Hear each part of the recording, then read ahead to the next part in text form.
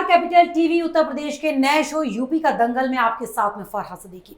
अपने show UP का दंगल में हम हर रोज आपको बताते हैं उत्तर प्रदेश की सियासत में क्या कुछ चल रहा है, कौन कौन से नए उतार चढ़ाव आ रहे हैं सूबे की सियासत में। और आज आपको बताएंगे सपा से गठबंधन को लेकर प्रगतिशील समाजवादी पार्टी के मुखिया और अखिलेश यादव के चाचा शिवपाल यादव ने बड़ा बयान देते हुए कह दिया है कि अगर उन्हें जल्दी जवाब नहीं मिला तो वो यूपी की सभी 403 सीटों पर अपने उम्मीदवार उतार देंगे।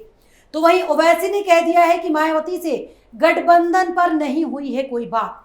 उधर उत्तर प्रदेश में जिला पंचायत अध्यक्ष के चुनाव को लेकर सपा और बीजेपी के बीच जुबानी जंग लगातार तेज होती जा रही है और इसी पर बसपा सुप्रीमो साफ कर चुकी है कि वो चुनाव नहीं लड़ेंगी, लेकिन जो बसपा के सदस्य हैं वो बीजेपी को सपोर्ट करेंगे। तो एक के बाद एक कई खबरें आ रही हैं और आज इन्हीं सब पर बातचीत करने के लिए हमारे साथ स्टूडियो में मौजूद हैं कैपिटल टीवी के editor in chief doctor Manish Kumar. Doctor साहब, बहुत बहुत स्वागत है आपका। धन्यवाद। डॉक्टर साहब, सबसे पहले बात करेंगे चाचा जी की, यानी शिवपाल यादव की। कह रहे हैं 1 से 1.5 साल हो गया, 2 साल हो गए लगातार अखिलेश से कह रहे हैं, लेकिन अखिलेश जवाब ही नहीं दे रहे हैं। तो 403 सीटों पर उम्मीदवार उतार देंगे जल्दी जवाब नहीं मिला तो। देखिए, ये जो चाचा और भतीजे की जो लड़ाई है ये जग जाहिर है। अखिलेश यादव पिछले 1.5 साल से बोल नहीं रहे और चाचा शिवपाल यादव 1.5 साल से अपने भतीजे के सामने प्रस्ताव पे प्रस्ताव भेज रहे हैं। ये तो बात पचने वाली नहीं है। दिक्कत क्या है कि शिवपाल सिंह यादव और अखिलेश यादव के बीच कोई समझौता होता नजर नहीं आ रहा। ये कम्युनिकेशन गैप है। अगर कोई शख्स कह रहा है कि 1.5 साल से कोई बातचीत नहीं हुई है तो मतलब क्या है कि कोई बातचीत का कोई सिस्टम ही नहीं है, कम्युनिकेशन गैप है। और अब चुनाव नज़दीक है तो अखिलेश यादव को इस बात के लिए वो घेर रहे हैं कि देखो हम तो लगातार कोशिश कर रहे हैं, लेकिन आप ही जवाब नहीं दे रहे। आप जवाब नहीं दे रहे हैं और अगर अभी भी आप जवाब नहीं देंगे तो फिर हम मजबूरन हम अलग पार्टी बना करके जो हम राजनीति कर रहे हैं तो हम उम्मीदवार खड़े कर देंगे। अब दिक्कत क्या है, सीटें तो 403 ही हैं। अखिलेश यादव 5 साल से वो अपनी तैयारी में जुटे हुए हैं और यकीन मानिए कि हर कंस्टिट्यूंसी में समाजवादी पार्टी के पास 2-3 कद्दावर उम्मीदवार होंगे। चाचा जी से वो इसलिए बात नहीं कर रहे हैं कि चाचा जी के पास भी हर कंस्टिट्यूंसी में आदमी होगा। तो चाचा जी से बात करेंगे तो चाचा जी कहेंगे हमारे। अब चाचा जी से बात करेंगे तो चाचा जी बोलेंगे कि भाई हमें भी दो, हमें भी सीट दो, ये पार्टी मैंने बनाई है। और जो बयान आया है शिवपाल सिंह यादव का वो बहुत ही नपा तुला वो बयान है। ये कोई बातचीत नहीं हो रही, ना ही कोई मर्जर हो रहा है, ना साथ में लोग मिलकर लड़ने वाले हैं, लेकिन ये पॉलिटिकल गिमिक है। जिसको कहते हैं कि राजनीति में उठापटक करना। उन्होंने क्या कहा कि मैं तो बातचीत करने के लिए तैयार हूं, मैं 1.5 साल से इंतजार कर रहा हूं, लेकिन कोई जवाब नहीं आया है तो मजबूरन 403 सीटों पे हम तो लड़ेंगे, क्योंकि हमने ये जो प्रगतिशील समाजवादी पार्टी बनाई है वो मुलायम सिंह जी के आशीर्वाद से बनाई है। मतलब ये ओरिजिनल पार्टी है, अखिलेश की ओरिजिनल पार्टी नहीं है। वो सारा कुछ लेके गया है, लेकिन ओरिजिनल हम ही लोग हैं, क्योंकि हमारे साथ मुलायम सिंह यादव का आशीर्वाद है। तो कहने का मतलब ये है कि ये डेडलॉक पे आ गया है मसला। शिवपाल यादव को बीजेपी की सरकार ने एक बड़ा सा घर भी दे रखा है, कई सारे वो काम वाम भी करवाते, बहुत ही कंफर्टेबली उनका पूरा ये समय चल रहा है, उनको सरकार से कोई दिक्कत नहीं है। तो ये भी हो सकता है कि वो चुन चुन के उन सीटों के ऊपर ऐसे ऐसे उम्मीदवार को टिकट दें अपनी पार्टी से कि जिससे समाजवादी पार्टी को गहरा झटका लग सकता है, घाव लग सकते हैं और वो चुनाव हार सकते। लोकसभा चुनाव में ज़्यादा इम्पैक्ट इसलिए नहीं हुआ शिवपाल सिंह यादव का क्योंकि वो बड़ा इलेक्शन होता है, ज़्यादा वोटर्स होते हैं, वहाँ जीत का मार्जिन बहुत ज़्यादा होता है।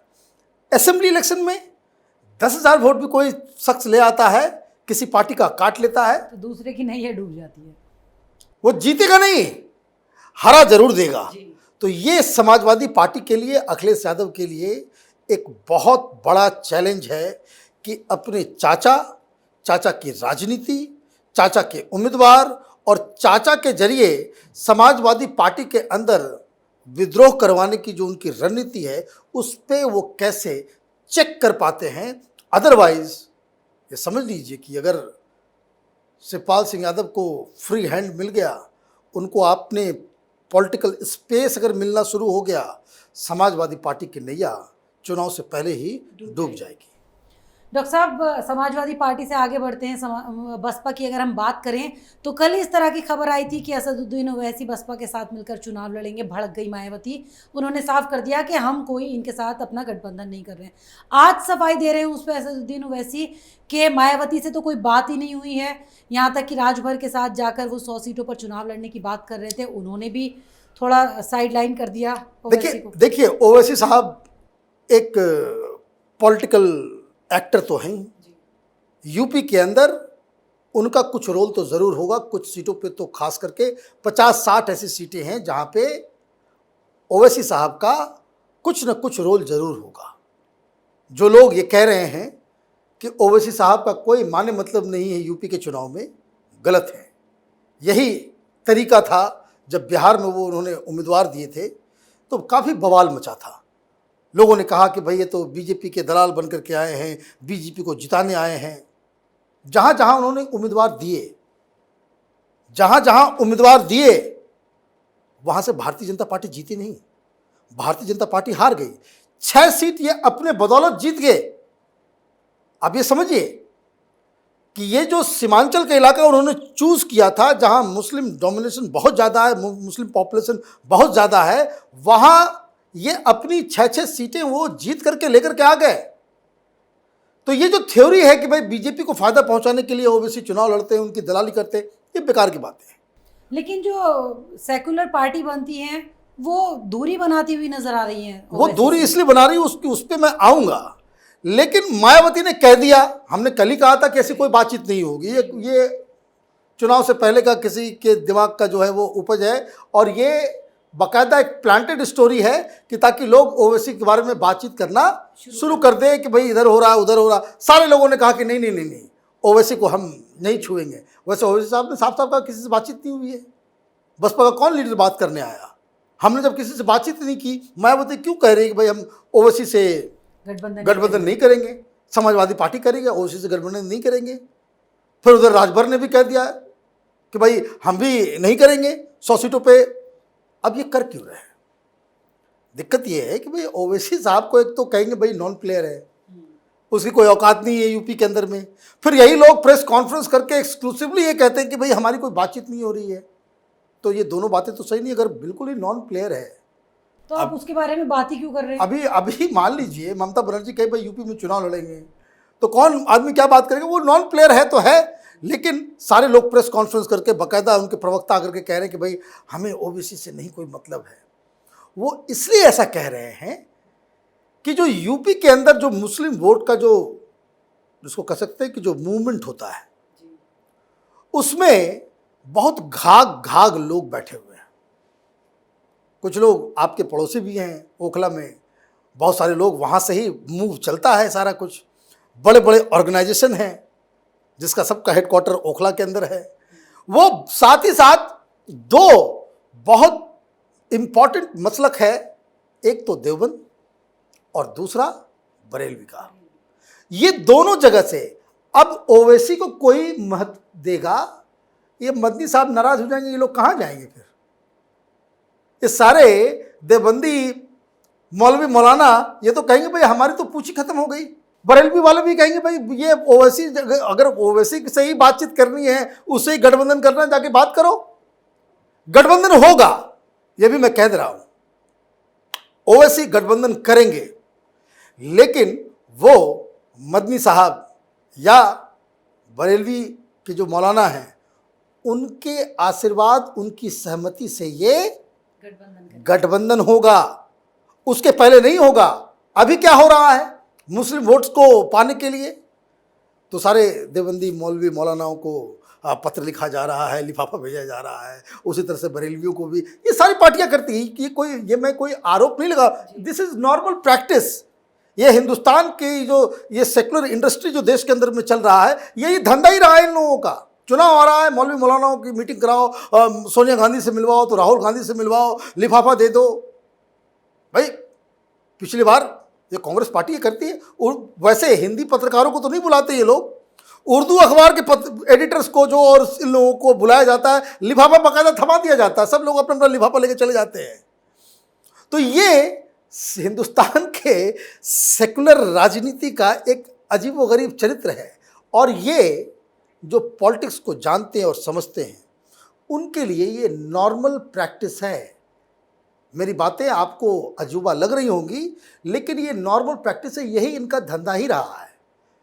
तो इसलिए सारे लोग कह रहे हैं कि भाई ओवैसी से हमने बात नहीं की, बात होगी, अभी नहीं होगी, अभी नहीं हुई, होगी बात जब दिल्ली में ओखला में और ये जो इस्लामिक सेंटर है वहाँ पे जब मीटिंगें होंगी, बड़े बड़े लोग, बड़े बड़े ऑर्गेनाइजेशंस के जो करता धरता है वो जब बैठेंगे भाई यूपी में क्या करना है, क्या रुख होना चाहिए, उसमें अगर डिसीजन हो जाएगा तो ओवैसी साहब किसी किसी पार्टी के साथ, बड़ी पार्टी के साथ, आदर वो कांग्रेस पार्टी हो सकती है, वो समाजवादी पार्टी हो सकती है या बीएसपी हो, उनके साथ उनका गठबंधन होगा। इसमें कौन सी बड़ी बात है।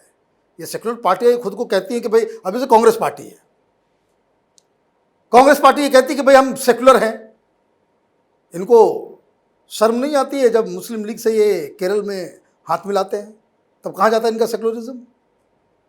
ये फुरफुरा शरीफ के पीरजादा के साथ, अब्बास सिद्दीकी के साथ आप हाथ मिला रहे हो, बंगाल में चुनाव लड़ रहे हो, तब सेक्युलरिज्म समझ में नहीं आता। असम के अंदर आप बदरुद्दीन के साथ हाथ मिला रहे हो, तब वो सेक्युलरिज्म जो है वो, तो ये बेकार की बातें हैं। राजनीतिक दल जितने भी होते हैं, चाहे कोई भी हो, इनका मकसद चुनाव जीतना है, जिससे उनको लगेगा कि भाई इसके साथ मिलने से चुनाव जीत सकते हैं, हमारी स्थिति मजबूत हो सकती है, उसके साथ हाथ मिलाते, कौन सी बड़ी बात है।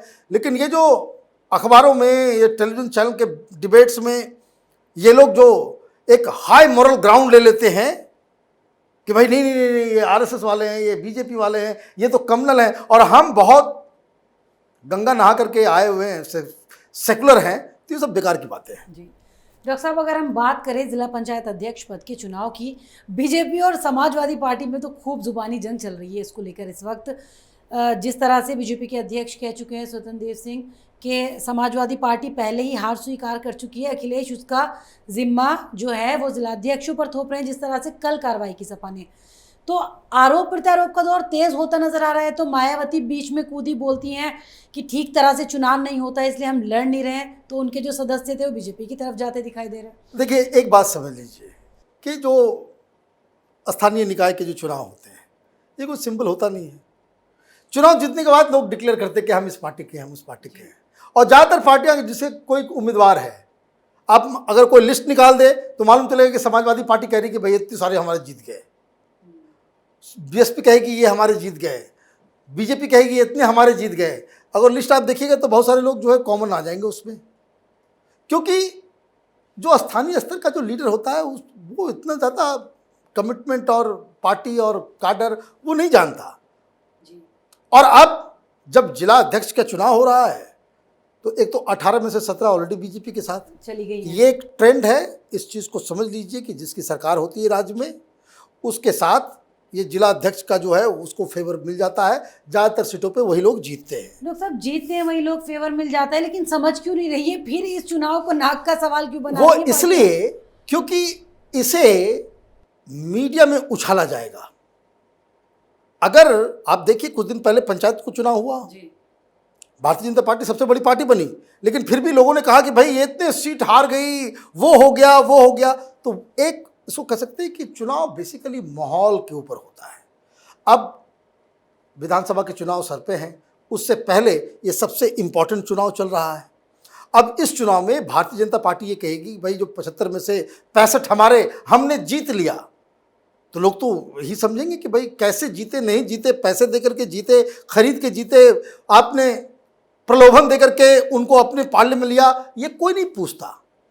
लोग अखबार देखते हैं, लोग वही इतने, तो उससे एक माहौल बनेगा। भाई भारतीय जनता पार्टी के बारे में जो कहा जा रहा था कि ये अनपॉपुलर है, तो इतनी सारी सीटें वो कैसे और क्यों जीत गए, तो ये सारी चीज़ें जो है उसको लेकर के ये जो जिला पंचायत का जो बवाल है वो सिर्फ माहौल बनाने में काम आता है। लेकिन मुझे एक बात समझ में नहीं आई कि समाजवादी पार्टी ये अपनी ऐसी तैसी कराने में जुटी हुई है। भाई ठीक है, जैसे मायावती ने कह दिया उससे कोई फर्क नहीं पड़ता। जैसे मायावती ने कह दिया कि भाई ये तो हम जी वो सरकार जो है वो धांधली करती है, और बात सही कर रही है। वो हर जगह हर राज्य में होता है कि भाई धांधली होती इसलिए हम नहीं लड़ेंगे, जिसको जो करना है करो। ये अकल अखिलेश यादव को भी होना चाहिए। भाई बहुत सारे लोग आप वो बीजेपी में की तरफ क्रॉस ओवर कर गए, आपने अपने डिस्ट्रिक्ट अध्यक्षों को भी हटाना चालू कर दिया। ये अजीबोगरीब फैसला है। आप राजनीति में सब ये मालूम है भाई कि क्या होता है नहीं होता है। तो ये इस तरीके से ये जो जिला अध्यक्ष का जो चुनाव है वो इम्पोर्टेंट इन लोगों ने बना दिया है। और ताकि बीजेपी के लिए तो नाक का सवाल इसलिए है कि अगर आप मेजॉरिटी में नहीं आते हैं, ज़्यादा जिलों में आपके जिलाध्यक्ष नहीं बनते हैं, मीडिया वाले दिल्ली से छापना चालू कर देंगे कि भाई योगी की वजह से जो है आप कहीं के नहीं रहे, हार गए, वो हो गए। तो उनको वो मैनेज करना था, तो इसलिए उन्होंने अपना सारा जो एनर्जी जो है वो जिला अध्यक्षों कौन कौन कहाँ कहाँ बन सकता है उसको आपने समेट लिया। लेकिन अखिलेश यादव को ये काम थोड़ा आप तरीके से करना चाहिए था। ये मीडिया के लिए स्टोरी बन गई। ये इस तरह की खबरें चुनाव से पहले समाजवादी पार्टी के लिए ठीक नहीं है। डॉक्टर साहब चलिए बहुत बहुत शुक्रिया हमारे साथ कार्यक्रम में। धन्यवाद। एक तरफ एक साथ चुनाव लड़ने को लेकर शिवपाल पिछले 1.5-2 साल से भतीजे अखिलेश के जवाब का इंतजार कर रहे हैं। भतीजा है कि जवाब देने को तैयार नहीं। आखिर कब तक चाचा भतीजे के इंतजार का जवाब करेंगे, उनसे बात ही नहीं हो पा रही है। तो अब जल्द ही उन्होंने कह दिया है कि अगर जवाब नहीं मिला तो सभी सीटों पर अपने उम्मीदवार उतार देंगे। वहीं यूपी में जिला पंचायत अध्यक्ष पद के लिए चुनाव जितना भी नजदीक आ रहा है उतना ही सपा और बीजेपी आपसी बयानबाजी में जुट गई हैं। जुबानी जंग तेज हो गई है। जहां सपा ने बीजेपी पर नामांकन के दौरान अराजकता फैलाने के आरोप लगा दिए, तो बीजेपी के अध्यक्ष स्वतंत्र देव सिंह ने अखिलेश पर हमला करते हुए कहा कि समाजवादी पार्टी में जहां परिवार ही पार्टी और सरकार रही हो, उसके प्रमुख अखिलेश यादव का लोकतांत्रिक मूल्यों की दुहाई देना शोभा नहीं देता। तो अगर आपको हमारे प्रोग्राम पसंद आया तो इसे लाइक करें, शेयर करें और उत्तर प्रदेश चुनाव से जुड़ी हर खबर जानने के लिए कैपिटल टीवी के साथ साथ कैपिटल टीवी उत्तर प्रदेश को सब्सक्राइब करना ना भूलें। 2 साल पहले शुरू हुई एक मुहिम, मीडिया में एक नया आंदोलन, शपथ झूठ को बेनकाब करने की, संकल्प सच को आप तक पहुंचाने का। और इस क्रांति को मिला आपका साथ। हर दिन हमसे जुड़े लोग, 10,70 करोड़ से ज्यादा दर्शक हमें देख चुके हैं। अब है आपकी बारी। उत्तर प्रदेश में नए आंदोलन की तैयारी। आपका कैपिटल टीवी अब और स्पेशल और fresh. Capital TV Uttar Pradesh.